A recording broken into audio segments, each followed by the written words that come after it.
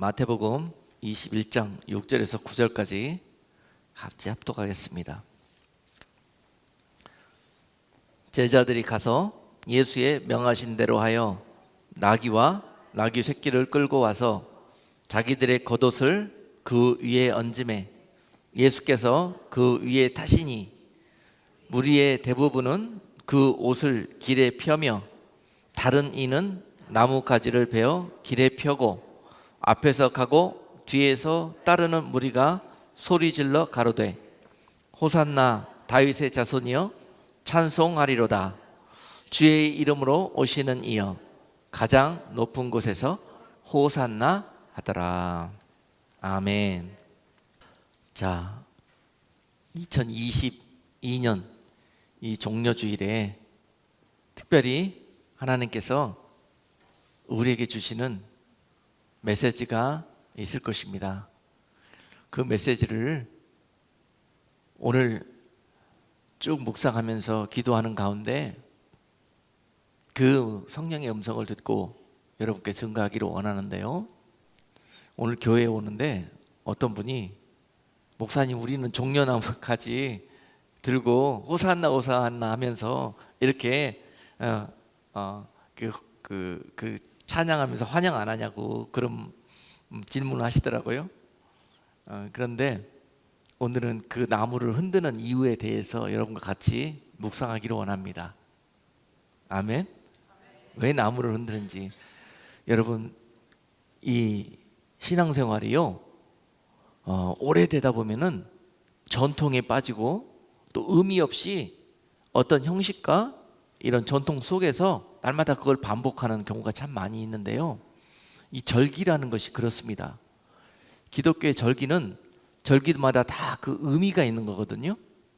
의미가 있기 때문에 그 절기를 지키라 그러고 그 절기를 지키는 가운데 하나님께서 지키는 자들에게 깨닫게 해주시는 그런 것들이 있기 때문에 그걸 지키라고 그러는 것입니다.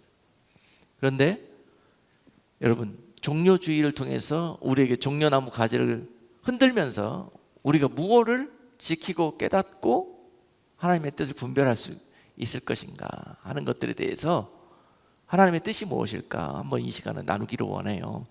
지금 많은 사람들이 예수님의 예루살렘 입성하는 그 현장에 나와서 종려나무를 가지고 흔들면서 호산나 호산나 찬송하고 있습니다. 열광하고 있습니다. 환호와 박수를 갈채를 보내고 있습니다.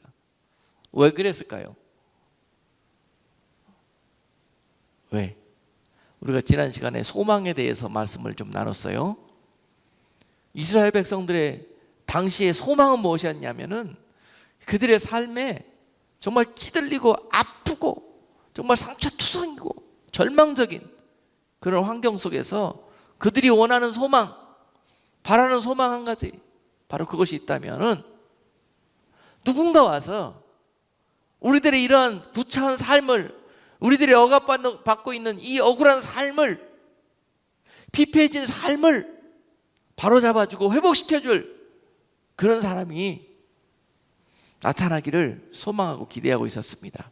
우리에게는 소망이 없다. 우리의 현재 삶에 있어서 더 이상 우리 삶의 기쁨과 의미가 무엇이 있겠느냐. 전부 다 비관과 절망과 낙담 속에 빠져가지고 있는 이 영육간의 어둠 속에서 그들이 소식을 들었습니다. 우리에게 메시아가 오셨다고, 우리에게 우리를 구원할 능력의 왕이 오셨다고. 그 백성들이 그 소식을 듣고 그 다음부터 소망을 갖기 시작했어요. 그들은 복음을 들었습니다. 이 어둠 속에서 한 줄기 빛처럼 그들이 원하는 소망을 보게 되었고 그 소망을 기다리고 있다가 오늘 그 소망이 우리의 삶의 현장 속에 오신다는 소식을 듣고 그 백성들이 다 나왔습니다. 그곳으로. 유일한 소망이었기 때문에 그렇습니다. 그리고 나와서 그들의 마음을 그렇게 표현한 겁니다. 당신은 우리의 왕이시라. 오늘 우리가 찬송했던 것처럼 당신은 우리를 구원해 줄 유일한 분이시라.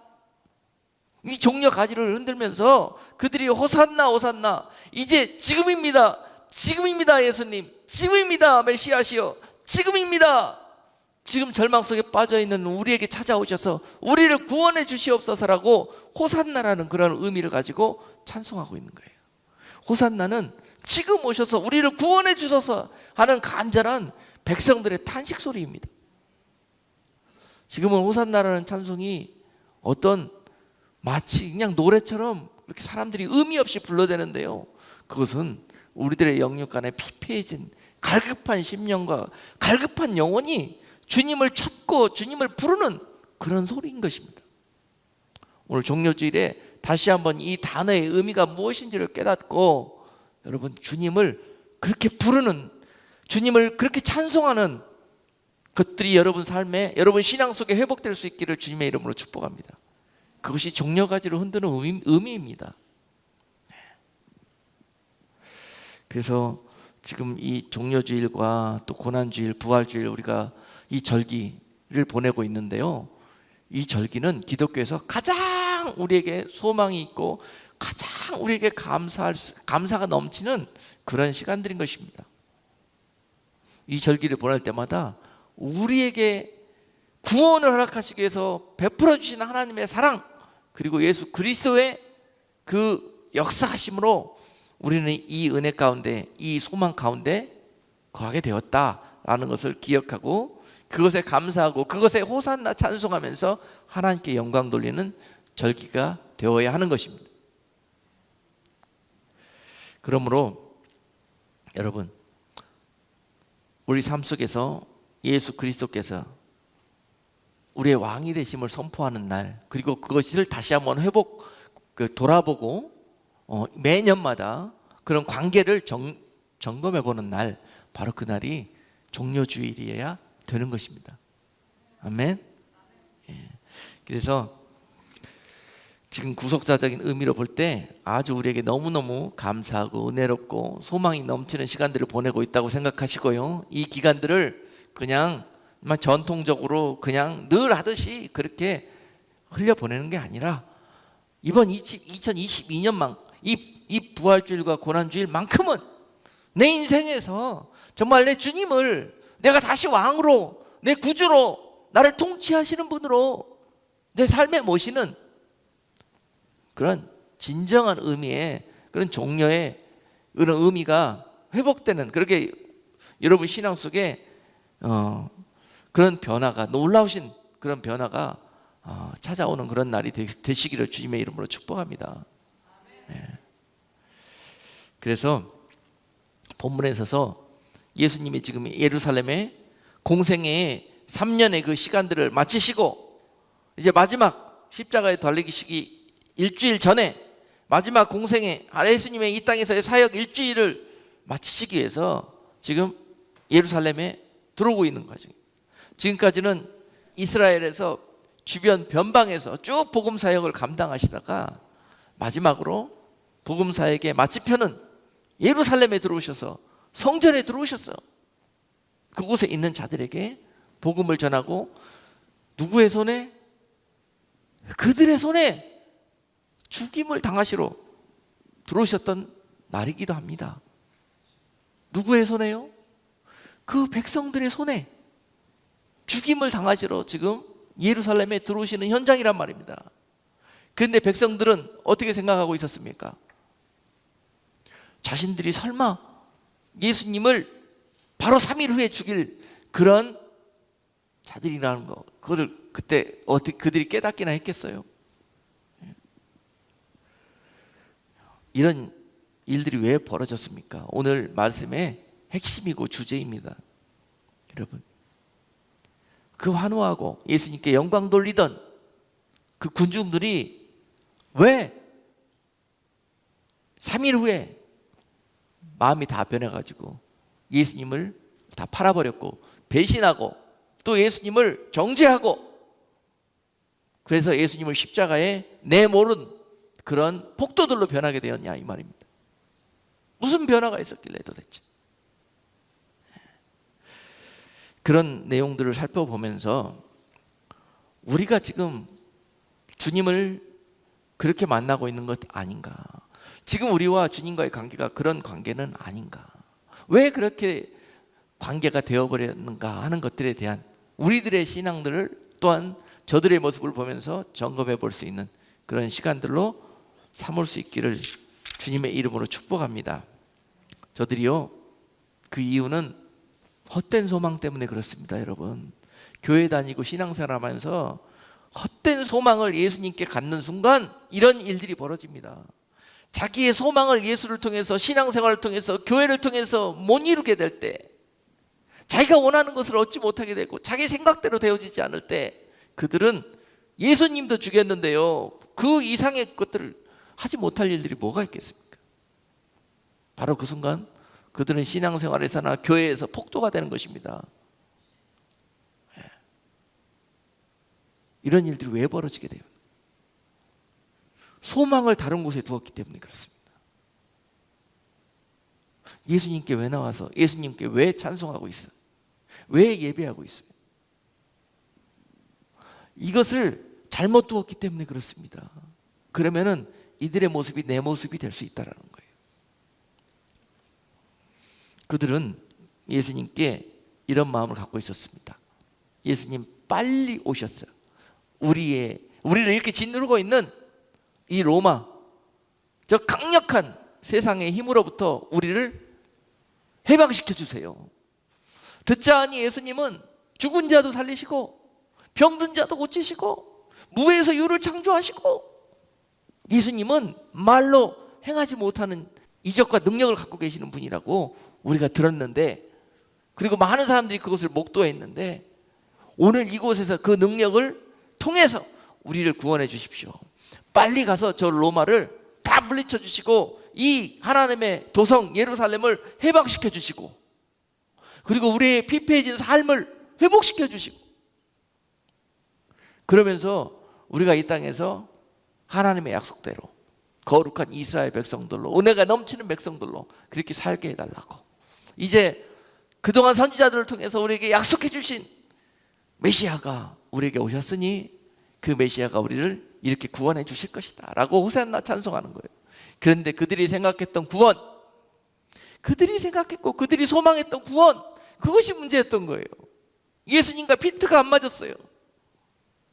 예수님이 그들에게 오셔서 구원을 베푸시기를 했던 예수님의 생각은 무엇이었냐면은요, 그들의 영혼의 구원이었습니다. 영생의 구원이었습니다. 세상으로부터 구원을 의미하지를 않았어요. 그런데 사람들은 영생의 구원은 생각지도 못하고 세상의 구원만 생각하고 있는 거예요. 이 차이 때문에 결국 이 해프닝이 벌어졌고, 지금까지 수천 년 동안 이런 아픈 시간들 동안에 우리가 이런 시간들을 겪고 있는 것입니다. 예수님이 당시에 오셔서 우리 모두를 구원해 주실 수 있었는데도 불구하고 우리들의 이러한 비전을 바꿔주시기 위해서 이런 오랜 시간 동안의 삶이 필요한 거예요. 우리를 바꾸시고 다스리시고 다듬으시고, 고난 속에서 하나님의 참 뜻을 깨닫고 하나님의 참 구원 속에 나아갈 수 있도록 지금도 하나님께서 우리를 이런 이 고난의 광야와 같은 시간 동에 두시면서 참된 소망, 참된 비전을 갖는 성도로 우리를 훈련하시고 그렇게 기다려 주시는 것입니다.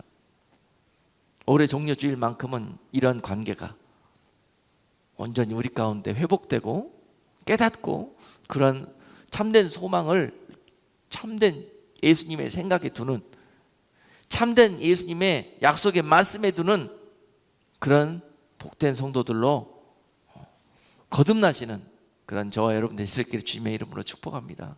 소망이 바꿔야 됩니다.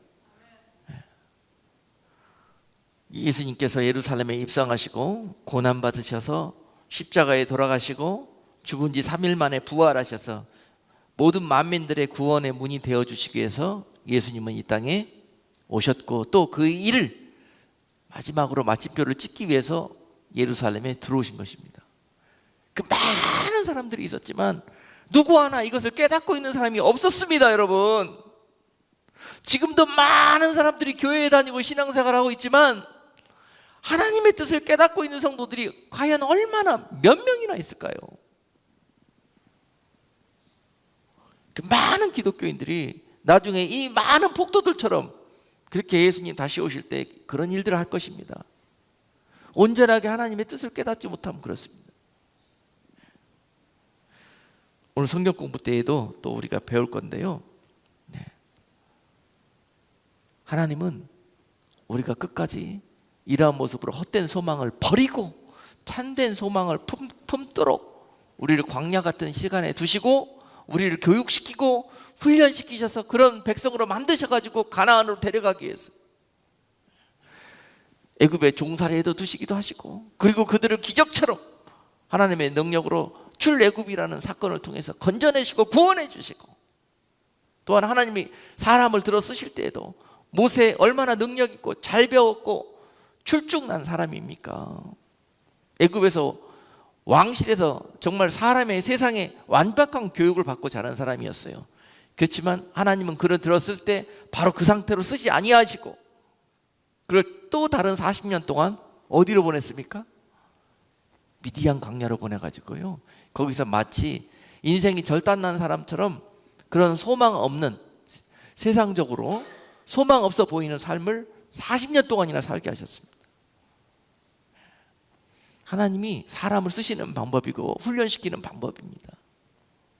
우리는 하나님 이 정도면은, 이 정도 생각하고 이 정도 하나님을 알고 이 정도 내가 이 정도 됐으면 하고 이 생각 빠질 때까지 훈련받는 거예요, 여러분. 그 생각하면 갖고 있으면은요, 거기에 마귀가 찾아와 가지고 그 마음속에 그 손으로 하나님을 다시 죽이는 그런 도구로 사용할 수도 있습니다. 그런 도구가 될 수가 있어요. 하나님은 그렇기 때문에 하나님 가장 곁에서 하나님을 위해서 일하는 그런 일꾼으로 사람들을 들어 쓰시고, 또한 그를 들어 쓰실 때는 이렇게 훈련시키는데, 자기가 갖고 있는 자기의 중심성, 우리가 성경 공부 시간에 계속 배우잖아요. 자기 중심성, 그게 뭐예요? 자아, 내 생각, 이런 것들을 죽을 때까지, 40이라는 숫자는요 완전히 죽는다는 의미입니다. 40은 완전히 죽고 한계 상황까지 넘어섰을 때, 그때 하나님이 부르신다는 거예요. 그때 그게 하나님이 하셨던 일이고, 모세도 그래서 다시 40년 동안 광야에 나가서 그 시간들을 갖게 되었고, 결국은 나중에 어떤 사람이 되었을 때 부르셨습니까? 옆에서 사람들이 막 놀려요, 조롱해요. 천하의 모세를 말입니다. 애굽의 왕자를 말입니다. 놀립니다. 뭐라고 놀립니까? 그것도 가장 가까운 사람이, 자기 가족들이 놀려요. 뭐라고요? 야, 너는 어떻게 하나님이 거룩한 유대인이 돼가지고 이방인과, 그리고 그것도 피부도 시커먼 그런 사람과 결혼해가지고 그렇게 살고 있냐? 그리고 어떻게 네가 하나님의 대언자라고 할 수 있느냐? 너만 하나님을 알고 하나님의 말씀을 듣느냐? 그러면서 옆에서 막 비아냥거리고 조롱합니다. 근데 모세가 어떻게 합니까? 옛날 같으면은요 바로 그 사람 때려 죽였을 겁니다. 그 정도의 혈기를 갖고 있는 사람이었어요. 모세가 결국은 히브리 사람을 놀리는 그 군인을 모세가 때려 죽이고 도망자 신세가 되었지 않습니까? 그런 일들을 만날 때 그런 성품을 갖고 있는 사람이었습니다. 하나님이 그것이 다스려질 때까지 미디안으로 보내가지고 이제 다듬으시고 고난을 통해서 연단하시고 하면서 결국 어떤 상태가 되었을 때, 이제 옆에서 누가 미친놈, 뭐한놈 비아냥거리고 조롱하고 해도요 그거 듣고 웃고 있어요. 그런 상태가 됐을 때 하나님이 그 모세를 들어서 가시떨기 속에서 만나주시지 않습니까? 그리고 들어 사용하여 주시지 않습니까? 하나님이 하시는 일들이 그런 거예요. 이런 하나님의 일들을 여기 모여있는 백성들 중에서 알고 있는 사람이 과연 얼마나 있었을까요? 그런 상태에서 하나님 곁에 간다는 것은요, 그런 상태에서 하나님 앞에 쓰임받는다고 생각하는 것은요 거의 죄 짓는 일입니다. 그렇기 때문에 그런 일들 전에 철저하게 하나님이 그들을 다스리시고 그들을 연단시키시고 그들에게 있는 헛된 소망을 뽑아내시고 참된 소망으로 바꿔주시는 그런 작업들을 한다는 것입니다. 이 본문에서 모여있는 군중들이 평상시보다 훨씬 더 많았습니다. 왜냐하면은 당시에 절기가 유월절이었습니다. 이스라엘에서 7절기 중에서 유월절 절기에, 그래서 예수님을 유월절의 어린 양이라고 말씀하시잖아요. 유월절에 십자가에 돌아가신, 제물로 돌아가신 그런 어린 양이라고 그래서 이 당시에 유월절이기 때문에, 유월절은 절기상으로 많은 흩어져 있는 유대인들이 예루살렘에 와서 유월절을 지키고 각자 자기 있는 곳으로 열방으로 다시 퍼져서 나가기 때문에요, 당시 예루살렘은 정말로 많은 사람들이 유월절을 지키기 위해서 모여들었습니다. 그리고 그 모여들었을 때 이 장관이 펼쳐지고 있었던 것이죠. 자, 여러분, 예루살렘으로 입성한 예수님께서 그들의 이 환호와 환영 인파 속에서 어떤 일들을 행하셨습니까? 예수님의 제자들은 지금 이 주변에 많은 사람들이 있는데도 불구하고 각자 사람들의 생각이 다 달랐어요. 다. 제자들은 제자들 나름대로 딴 생각하고 있고, 또 당시에 나와 있는 유대 백성들, 특별히 종교 지도자들은 이 바리새인들과 종교 지도자들은 나와서 또 다른 생각을 하고 있습니다. 거기에 모여있는 사람들이 하나님의 영광과 하나님의 뜻을 바라보고 있는 사람은 하나도 없습니다. 예수님밖에. 다 모여있는 사람이 전부 자기 생각, 딴 생각, 헛된 생각, 헛된 소망을 품고 있는 거예요. 다. 예수님께 3년 동안이나 교육받았던 제자들도 이 행렬 앞에서 무슨 생각을 하고 있었을까요? 예수님의 제자들은요, 이제 많은 사람들의 환호와 환영을 보면서 이런 생각을 했을 겁니다. 이제 고생 끝났다. 이제 지금 그동안에 정말 예수님 따라다니면서 많은 것들을 희생하고 다 버리고 예수님을 쫓았는데, 이제 예수님이 왕이 되시면은 우리는 예수님 곁에서 세상을 예수님과 같이 통치하는 그런 권력과 그런 모든 세상적인 그런 그 모든 것들을, 자기가 원하던 것들을 다 이룰 수 있겠다는 그런 헛된 망상 속에 빠져 있었습니다. 예수님의 제자들이 예수님 옆에서 그렇게 교육받고 그렇게 말씀으로 가르침받고 예수님과 함께 먹고 자고 하면서 배웠으면서도 불구하고 아직까지도 내 생각으로 가득 차 있습니다. 하나님의 뜻이 무엇일까? 그 제자들도 분별하고 있는 사람이 아무도 없었습니다. 지금 이런 현장입니다. 그런데도 사람은 좋다고 환영하면서 박수치면서 정말 난리가 났어요. 이런 현장이 바로 지금 본문의 현장인 것입니다. 예수님은 그들의 생각과 같이 하지 않으시고 오늘 이 시간부터 어떤 일들을 하셨냐?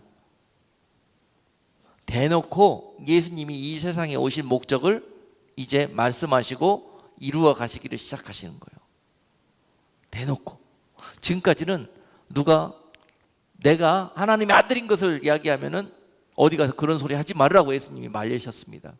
왜냐하면 아직 나의 때가 아니니라. 그 때가 아니니라. 그러나 지금은 그 때가 임하였다고 말씀하시고 예수님 스스로가 그 말씀을 하고 계십니다. 내가 그니라고 말씀하십니다. 그들 앞에서 내가 그니라.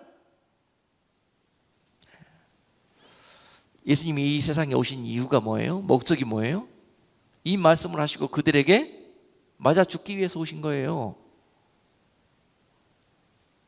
예수님이 이 세상에 오신 이유가 이 세상에 있는 힘있고 이 세상 마귀의 종로를 타고 있는 자들에게 채찍에 맞아서 또 십자가에 달리셔서 죽어주시러 오신 거란 말입니다. 예수님이 이 땅에 오신 이유가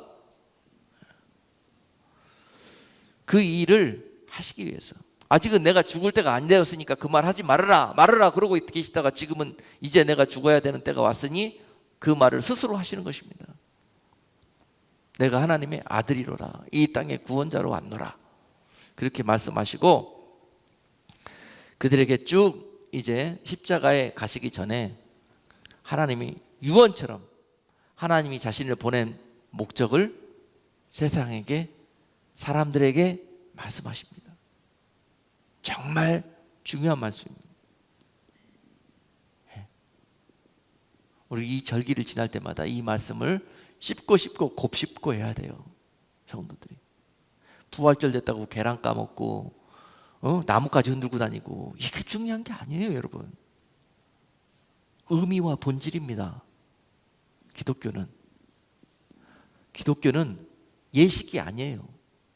외식이 아니고 형식이 아니에요. 그것들 안에 담겨져 있는 참 의미와 참 뜻이에요.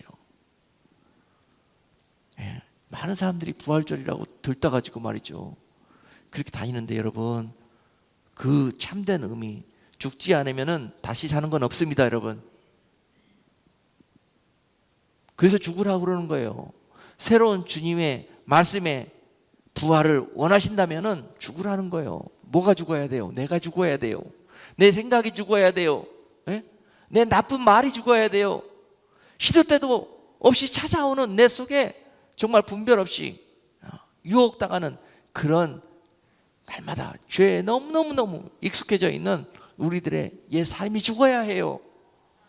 그래야 새 사람으로 부활할 수가 있어요. 그런 모습 가지고는 부활할 수 없습니다. 죽어야만이 다시 사는 것입니다. 죽지 않고 다시 사는 것은 있을 수가 없고, 그것은 죽으려다가 그냥 살아난 겁니다. 그러므로 항상 여러분께 강조하는 것이 죽으라는 거예요. 죽어. 말하고 싶어도 죽고, 지금 당장 그냥 울컥해서 혈기가 나는 것도 죽이고, 네가 뭘 그렇게 잘했냐, 네가. 하나님이신 예수님도 그들 앞에서 억울하면서도 할 말이 많으시면서도 죽어주시는 말이죠. 뭐가 더 억울합니까? 네? 예수님을 쫓는다는 게 바로 그런 겁니다, 여러분. 그런 자들에게 참으로 영의 부활이 있을 것입니다. 하나님의 사람으로 다시 사는, 다시 태어나는 그런 부활이 있게 될 것입니다. 그래서 자꾸 낮아지고 썩어지고 죽으라는 거예요. 여러분들에게 참된 그리스도인으로 다시 사는 역사를 있게 하기 위해서 그렇게 인도하고 강조하는 겁니다, 여러분. 네. 여러분, 교회가 요새 안 죽어서 교회가 하나님의 능력의 부활을 못하고 있어요. 네. 어쩌면 와가지고 이들 군중처럼 조금 다닌다 그러면, 조금 알게 되었다 그러면, 조금 깊어졌다 그러면, 조금 깨달았다 그러면 죽어야 되는 거거든요. 근데 펄펄 살아가지고 이런 모습들이 다스려지기 시작할 때 우리에게 참된 부활이 있게 되는 것입니다. 새 사람으로 부활, 예수 그리스도의 사람으로의 부활. 할렐루야. 예수님께서 그것들을 말씀하시면서 마태복음 21장에서는요 성전으로 찾아오셨어요. 지금부터 쭉 예루살렘에 들어오시자마자 일주일 동안 너무너무 중요하잖아요. 제일 먼저 하신 일이 뭐였냐면은 성전에 찾아오셨어요. 예루살렘에 오셨으면, 예루살렘에는 성전이 있잖아요. 성전에 들어가시면서 성전 앞에 있는 무화과나무를 보시고 무화과나무를 책망했죠. 왜? 너는 입만 무성하고, 예수님이 시장에서 뭐 먹을 것이 없나 열매를 찾아봤더니 안에 열매가 하나도 없어요. 입만 무성한 무화과나무를 보면서 저주하셨습니다. 그랬더니 무화과나무가 말라 비틀어 죽었습니다. 제자들이 물어봤습니다. 예수님, 왜 예루살렘에 오셔서 하실 일이 많은데 왜 나무나 쳐다보고 저주하시고 말라 죽게 만드십니까? 제자들은 이해가 안 돼요. 옆에서 보면서, 예수님이 하시는 일들을 보면서. 여러분, 그렇습니다. 그래서 못 쓰는 거예요. 예수님 옆에 있으려면 예수님의 생각을 알고 거기에 합당한 마음을 가지고 동역을 해야 되는 거 아니겠습니까? 예수님의 뜻을 모르고 예수님의 참된 비전을 모른다면 계속 헛일만 하고 있는 거예요. 오히려 예수님이 하는 일들을 계속 방해하고 뒷다리만 잡는 일만 합니다. 제자들이 그랬습니다. 예수님 왜 멀쩡한 나무를 말라 비틀어줘 죽게 합니까? 지금 중요한 일 하셔야죠. 빨리 가서 로마 쳐부시고, 빨리 가서 우리 압제하는 사람들 다 쳐부시고 우리를 해방시켜 주시는 일을 하셔야지. 왜 엉뚱한 일하고 벌써부터 마음에 안 들기 시작했어. 방금 전까지 와 환호하고 할렐루야 호산나 그러고 막 그러고 있다가 마음에 안 들기 시작했어 뭐 지금. 제가 목회하면서요 이런 경험을 얼마나 많이 하는지 몰라요. 어저께까지는 목사님 그러면서 그냥 막 옆에 다니면서 같이 그냥 인사도 90도로 하던 사람이 그 다음날 바뀌어가지고 머리 뻣뻣이 쳐들고 눈 똑바로 뜨고 쳐다보면서 와 이만 뭐 정이 똑똑 떨어져요. 하루에 뭐가 바뀌었다고? 자기의 생각과 목사님의 생각과 하는 짓이 마음에 안 든 거예요. 그걸 그렇게 표현해. 그런 일들이 왜 벌어져요? 예수님과 그 하시는 일의 비전과 눈높이를 같이 못하기 때문에 그런 일들이 벌어져요. 근데 죽은 사람은 그럴 때 그 생각 속에 자기가 죽어지거든요. 근데 펄펄 사는 사람은 예수님이라고 할 때 때려 눕히는 거예요. 십자가에 그들이 죽여놓고 뭐라고 얘기합니까? 사도신경을 왜 안 해요? 사도신경에 보면은 본디오 빌라도가 예수님을 죽였다고 기록해놨어요. 그리고 그걸 매번 그냥 읊조리고 있단 말이죠. 아니에요. 성난 군중들이 죽였어요. 하나님께서 은혜 베푸신 하나님의 백성들이 예수님을 죽였어요. 그렇습니다. 그래놓고 다른 사람이 죽였다고 올무를 거기다 놓고 있어요. 그러므로 예수님께서 그들에게 이제 말씀하십니다. 너희가 갖고 있는 비전과 생각은 세상의 것이라 썩어질 것이라. 내가 이제부터 썩지 않을 비전을 너희에게 줄 것이니 내가 하늘의 영원한 이런 하나님의 비전을 그들에게 말씀하기 시작하는 거예요. 마태복음 21장에서 성전에 와가지고 그런 헛된 썩어 빠진 그런 신앙생활과 생각을 하고 있는 그런 교회와 성도들과 종교 지도자들에게 와갖고 다 때려 엎으시고 상을 엎으시고 거기서 하나님의 노가 진노하셔가지고 거기서 그렇게 성전을 정화하시는 일들을 제일 먼저 하셨지 않습니까? 예수님께서 2000년 전에 오셨지만 또 다시 오실 때 우리가 종려가지 들고 호산나 호산나 왕이 우리에게 구원의 주가 오셨다고 나가야 될 거 아닙니까? 영접하셔야 될 거 아닙니까? 예수님 다시 오실 때. 네? 여러분 지금 21장에서 그 소망, 하나님의 소망과 비전을 가르쳐야 될 종교 지도자한테 가가지고 하나님께서 저주를 퍼부으셨습니다. 예수님께서 저주를 퍼부으셨어요. 여러분, 어머 어떻게 하나님이 저런 말을 할 수가 있어? 예수님이 욕도 하시네. 예수님이 욕도 하셨습니다. 뭐라고 하셨습니까? 이 독사의 새끼들이라고 그랬어요. 누구한테? 헛된 소망을 가르치는 자들에게. 에? 세상에 기복적이고 세상에 썩어질 것들을 소망으로 가르치는 교회의 지도자들에게 그렇게 이야기하셨단 말이에요. 이 독사의 새끼들이라고. 왜 하나님을 뜻을 저버리고 하나님의 소망으로 인도해야지 세상의 소망으로 인도해가지고 다 죽게 만드느냐는 얘기예요. 하나님의 노가 그날에 그들에게 부어질 것입니다. 그들은 지금 사람들에게 환호, 그냥 박수갈채를 받으면서 세상의 왕노릇하고 있고 권세를 가지고 있는 것처럼 보여도요, 그날에 하나님의 진노가 부어질 것입니다. 그들에 대한 심판이에요. 화 있을진저 서기관과 바리새인들이요. 예수님께서 그들에게 마태복음 22장에서 23장에서 계속 저주하셨습니다. 너희들이 이렇게 했고 이렇게 했고 이렇게 했도다. 그렇게 하고 하나님의 백성들한테 가서는 아니다, 너희는 땅에 있는 소망을 갖지 말고 하늘에서 장차 내가 다시 와서 혼인잔치가 벌어질 텐데, 그러면서 마태복음 22장에서 혼인잔치 비유를 말씀해 주시면서 너희들은 소망을 여기에 두어야 된다. 여기에 두어야 된다. 그들은요 도대체 예수님이 지금 하시는 일들을 이해할 수가 없어요. 아니 그거 말고 우리가 원하는 건 그거 아니에요. 그거 아니에요. 빨리 해결해 달라니까요. 빨리. 이거였습니다. 근데 예수님은 거기에 대한 관심도 없어. 그리고 계속 하늘의 소망을 그들에게 유언처럼 남기고 가시는 일에 지금 모든 열정을 다 쏟고 계시는 거예요.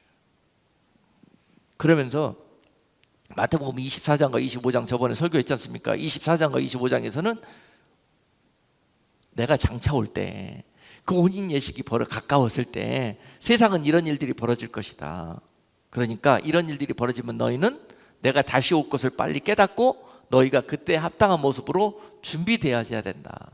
준비되어야 된다는 것은 바로 마태복음 25장에서는 이런 경우가 있을 때 너희는 이런 사람이 돼야 될 거고 이런 사람이 돼야 될 거고 25장에서 세 가지 비유를 말씀했잖아요.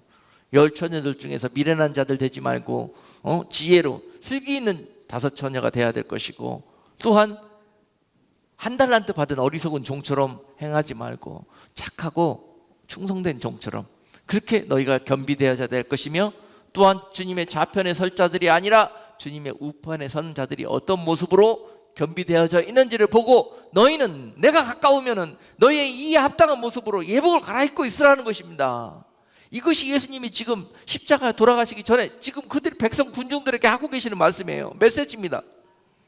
근데 군중들이 원하는 메시지는 뭐예요? 예수님 그런 소리 말고요. 그런 소리 나 다 알아요. 다 성경책에 있어요.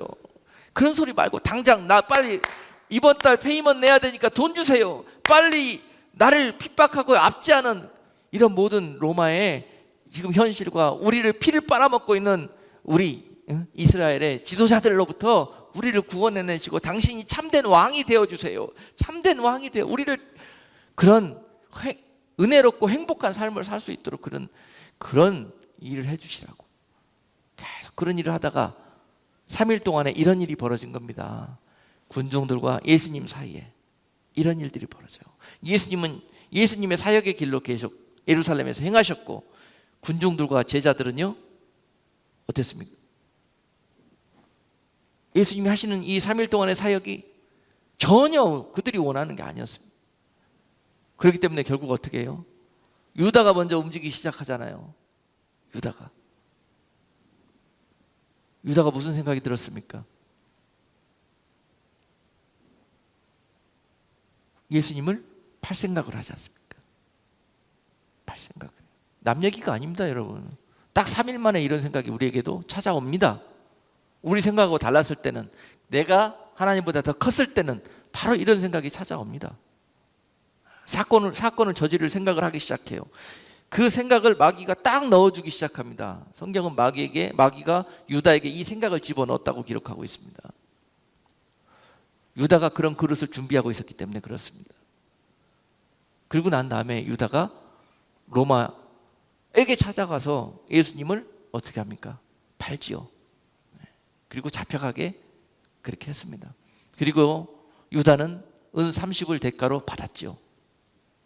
그렇죠? 혹자는 유다가 은 30이 필요해서 예수님을 팔았다고 그렇게 이야기합니다. 여러분은 어떻게 생각하십니까? 여러분, 예수님의 제자가 된다는 것은 예수님이 원했던 조건은 뭐였냐면은 너희에게 있는 것을 다 팔아 나눠주고 나를 쫓으라, 이것이었습니다.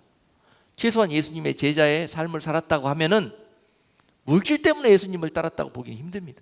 왜냐하면 자기 있는 것을 이미 다 팔아서 정리하고 예수님을 따랐기 때문에. 유다가 예수님을 팔았다. 자신은 아마 자신이 예수님을 판다고 생각하지 절대 그렇게 생각하지 않았을 것입니다. 어떻게 생각했냐면은, 그래, 예수님이 우리 뜻대로 안 해주시면은 어떻게? 우리가 예수님을 우리 뜻대로 하게 만들면 될 거 아니야. 그리고 난 다음에 내가 이런 트릭을 짜는 거예요. 내가 가서 로마 군병들에게 예수님이 있는 곳을 말씀하면은 그들이 잡으러 올 것이고, 잡으러 오면은 예수님이 강력한 힘으로, 능력으로 저들을 싸우시기 시작하시고 무찌르기 시작하실 것이다. 그러니 내가 싸움을 붙여야 되겠다. 가룟 유다에게 생각에 잘 돌아가거든요. 가룟 유다 잘 돌아가. 셈이 빠른 사람입니다. 이 셈이 딱 찾아온 거예요. 그래, 예수님이 우리 뜻대로 안 움직여? 그러면 우리가 우리의 뜻대로 움직이도록 만들어 드리지 하고 일을 벌리기 시작한 게 그 사건입니다. 그런데 결국은 내가 입을 맞추는 자가 그니이다, 그렇게 하고 예수님께 입 맞추면서 팔았습니다. 겟세마네 동산에서 예수님이 그들의 손에 잡혀가는데요, 유다의 생각과 달리 예수님이 하시는 거예요. 아무 힘없이 능력 없이 그들에게 끌려가시는 거예요. 예수님이 그들의 손에 매맞고 우리보다도 더 처참한 모습으로 망가지시는 거예요. 유다가 이런 예수님을 보면서 어떤 생각이 들었을까요? 제자들이 이런 예수님을 보면서 어떤 생각이 들었을까요?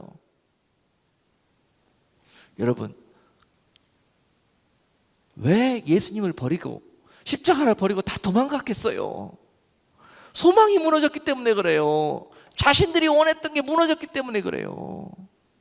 자신들이 소망을 어디에 두느냐, 딸에서 전부 모든 걸 다 버리고 예수님을 따를 수도 있었고, 그리고 그 소망이 헛되었다면 그 소망이 무너지는 날 그들은 모든 걸 다 버리고 다시 이렇게 도망갈 수도 있습니다. 그것이 우리들의 모습입니다. 하나님을 섬긴다는 것, 신앙생활을 한다는 것이 바로 그런 것입니다. 소망을 어디에 두느냐에 따라서 우리는 가룟 유다도 될 수 있는 거고 예수님의 제자들도 될 수 있는 것입니다. 소망을 어디에 두느냐. 당신은 예수님을 통해서 무엇을 얻고자 신앙생활을 하십니까? 이것들을 좀 정립을 하셔야 돼요. 일주일 동안에. 그러면은 내가 십자가의 주인공이 될 수도 있고 내가 가룟 유다가 될 수도 있고,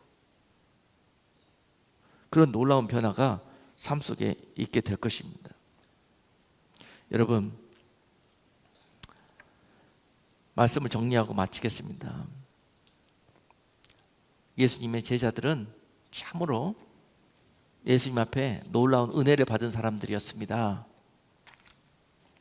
감히 자격도 없는 사람들에게 예수님께서 찾아오셔서 너희가 내 제자가 되어주기를 원한다고 부르셨습니다. 자격도 없는 그들에게. 그들은 그때 자격도 없는 우리를 불러주신 하나님의 은혜에 감사해서 감격해서 따랐습니다. 그리고 주님 곁에서 3년 동안 말씀을 배웠습니다. 하나님의 나라에 대해서 또 훈련받았습니다. 그런 결국이 장차 며칠 후에 있게 될 그런 십자가의 사건으로 마무리되는 듯 보입니다. 그것이 이 땅의 세상의 인간의 나라인 것입니다. 그러나 하나님의 나라는 그것이 끝이 아닙니다. 그 소망을 못 보았기 때문에, 그 비전을 못 보았기 때문에 이제 끝났다 생각하고 예수님의 제자들도 전부 예수님을 버리고 각자 자기의 생업으로 돌아갔고, 가룟 유다는 이제 다 끝나버렸구나, 이제 모든 것이 다 물거품처럼 사라져버렸구나, 그렇다면 최소한 내가 건져야 될 것이라도 건지자 그러고 은 30을 건졌던 것입니다. 처음부터 그것이 목적이 아니었어요. 여러분, 그런 미혹과 잘못된 생각이 우리 가운데서도 찾아올 수 있습니다. 과연 우리는 왜 예수님이 우리에게 필요하고 예수님께 우리는 어떤 존재인가, 그리고 예수님은 우리에게 어떤 분이신가 라는 것들을 이번 종료주일과 고난주간 보내면서 부활의 주님이, 그 영광이 바로 나를 향한 소망이 될 수 있기를. 아멘. 그래서 내가 부활주일 한 주일 보내면서 예수님처럼 그 억울하고 그 답답하고 참 그 많은 야유와 비난 속에서도 오직 하나님의 뜻만 바라보면서 하나님의 뜻이 이 땅에 이루어지기를 죽기까지 충성하고 순종하셨던 그런 예수님의 모습이 우리 가운데 회복될 수 있는 그런 놀라우신 십자가의 죽으심이 여러분들 가운데 나타나기 시작할 때 여러분들에게 실제로 영적인 부흥이 일어나기 시작할 것입니다. 새 사람이 되어가는 모습들이 열매로 나타나기 시작할 것입니다. 무슨 일을 당하든지, 세상에서 무슨 일들을 당하든지, 여러분들이 그것을 소망으로 바꿀 수 있는 그런 힘이 여러분과 함께 하시는 예수님께로부터 나오게 되는 것입니다. 여러분들의 변화되는 모습들이 참 예쁘고 참 많은 여러분들의 성장이 있는 것이 보여집니다. 불과 1년이라는 가까운 시간들 동안에 제가 성도님들을 처음 만나고 하는 소리가 있습니다. 딱 3년만 참아보시라고. 딱 3년만 꼭 참고 아무리 시험이 찾아오고 계산이 되더라도 그렇게 붙어만 계셔보라고. 그러면 뭔 일이든지 될 거라고. 대신에 조건이 있다고. 입 다물고 있으라고. 그게 죽는 훈련한 거거든요. 죽는 훈련. 그 사이에 3년 동안 정말 자기가 이해할 수 없는 일, 내 생각대로 안 되는 일 정말 많이 보이고 많이 느껴질 겁니다.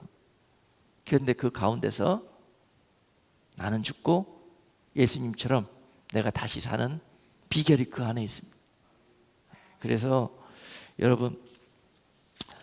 여러분께 항상 우리 주사랑교회를 통해서 하나님이 주시는 메시지가 그런 겁니다. 세상적으로 들뜨고 인간적으로 또는 퍼포먼스적으로 막 이런 일들 눈에 보여주고 막 여러분들 되어지는 것처럼 막 이렇게 하는 그런 것들, 여러분 그 안에 그것들을 쫓다가 결국은 이런 군중들처럼 신앙생활하는 모습이 되어버렸거든요. 결국은 이런 아무 소망도 없고 절망 가운데 어려운 광야 가운데 있는 것처럼 느껴지는 그 시간 동안에 하나님과 관계를 정립하고 하나님 은혜 안에서 여러분 모세처럼 옳다 인정함을 받는 시간들이 되어야 할 것입니다. 그러니까 앞으로 교회에 오셔갖고 이놈의 교회는 왜 이러느냐, 저놈의 교회는 왜 이러고 저 목사는 왜 저러느냐, 여러분 그런 거 사라질 때까지 하나님이 여러분들의 삶에 간섭하실 겁니다. 아무리 간섭하시더라도 3년 동안만 딱 버티고 한번 붙어만 계셔보세요. 하나님이 여러분들을 새 사람으로 새로운 영적인 피조물로 만들어내실 것입니다. 오늘 종료주의를 통해서 예수님이 십자가에 돌아가신 것처럼 나도 주님과 함께 십자가에 못 박히고 예수님이 부활하신과 함께 나도 예수님의 사람으로 부활하는 놀라운 역사가 우리 모두에게 있기를 주님의 이름으로 축복합니다. 기도하겠습니다. 고마우신 하나님, 오늘 이 귀하고 복된 날에 많은 사람들이 헛된 소망을 쫓다가 정말 엄청난 죄를 저질렀던 사건들을 목도하면서 하나님, 지금 나에게 주시는 성령의 그 귀한 음성을 듣기를 원합니다. 하나님, 나를 통해서 변화되고 나를 통해서 십자가에서 예수님으로 함께 부활하는 놀라운 부활절의 은혜가 몸된 교회와 성도들에게 함께 하기를 원합니다. 한 주일 동안 나만이 아무리 지옥스럽고 고통스러운 가운데서도 요단 강물에 7번 들어갔다 나왔듯이 하나님 그런 심정으로 나를 쳐서 십자가에 복종시키는 마음으로 날마다 내 안에 있는 헛된 것들과 내 안에 있는 악한 생각과 악한 성품과 또한 내 안에 있는 모든 죄성들을 하나씩 끌어내서 요단강에 던지고 빨고 일주일 동안 그러는 가운데 주여 새 부활절의 아침과 함께 새 사람으로 정말 내 안에 있는 영적 문득병이 싹 사라지고 새하얗게 정말 하나님의 예복으로 갈아입고 나올 수 있는 귀한 부활절로 만나 주시옵소서.